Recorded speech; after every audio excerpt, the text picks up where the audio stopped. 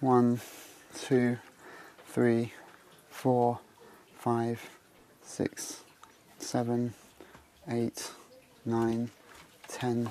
Photography now is about taking pictures. Years ago it was about processing film and making prints. We don't need prints in 2010 to communicate. We do it online, it's very fast. The thing with printmaking is it's about feeling the pictures. It's not good enough just to look at them. When you took your pictures, you were seeing it on paper in your mind's eye. My father introduced me to photography and to printing when I was about 10 years old. He built a darkroom. It had a door with a lock and it was a private place. I could get away from the family and just spend hours on my own making prints. I moved to London in the mid-90s and started working as a photographer. So I did a course in colour printing and started printing at a place called Photofusion, which is a higher darkroom in Brixton. Back then it was incredibly busy. Lots of young photographers shooting for Dazed and Confused, ID, and then printing their own work. Gradually, over the last decade, it just got quieter and quieter at Photofusion. And one day I was there printing a job, and there was no one else there, so I was on my own. That was in summer 2006. I just glanced at my enlarger, it caught my eye, and suddenly I thought, this is interesting, this machinery is not going to be around for so much longer. I decided that I wanted to do a photographic project about enlargers and about printing. This darkroom is Roy Snell's darkroom. It's in the basement, it's in the cellar of his home. It looks different from many of the other darkrooms I photographed. Photographers are out there in the real world battling against all the forces to try and get a life and take great pictures.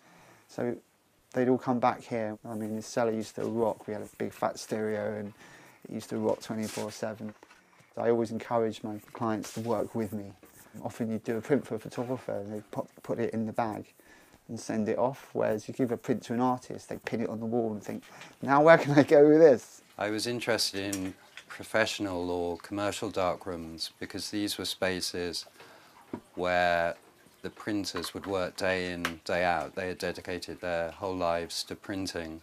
A lot of London labs were closing in quick succession. Sky went, CETA went, Team Photographic went. The lab I was using to develop my film, that closed down. My objective was to document all the remaining professional darkrooms in London. The bottom line now is that we don't need to make prints to make our photographs visible. A print took 2 hours, so at the best we could do 16 prints a day. And that was a long day, it was like probably 10, 12 hours. Normally printers are quite private about their darkrooms, and even if they're printing for a regular client, a photographer who uses them often, it's quite likely that the photographer would never actually go into the darkroom. Up until this project I'd shot everything on medium format film and I decided I wanted more detail, so I had to move up a level and start shooting on large formats, 5x4 film. Everything is now unavailable. I can't buy the film anymore. Kodak stopped making the type of film. There's something called Kodak Ready Loads. Polaroid are no longer in business, so I can't shoot Polaroids, and the camera itself, the company that makes the camera, has gone bankrupt. I'm not a Luddite. I have no problem with digital. The project was shot on film, it was scanned, and then it was output via a process that takes it back through chemistry. I think Roy has painted it this blue-green colour to counteract the redness of the safe light. And it all looks a little bit Heath Robinson. This is where the printer stands and this is where the printer performs. David Hockney's lovely story about David Hockney at the Royal College of Arts in his spare time.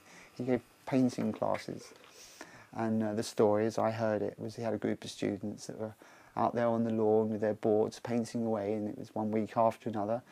And it arrived at the point where, on the last day, David said, OK, we'll burn them all now.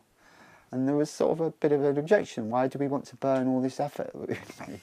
And it was David Hockney's way of saying you paint for the journey. It's about the journey, it's about the joy of painting. When you finish, you burn it. I don't want to burn my prints. I have a very large collection of prints here that I'm currently archiving. But the point he was making was very much the fact that if you make a print, you get the benefit, and the next picture you take, you will see it better because you made prints. There was a strong sense when I was shooting film of being engaged with the city, meeting people, talking to people. With digital it's rather different, and in a way this project, on a personal level, it's an expression of that reluctance to move with the times.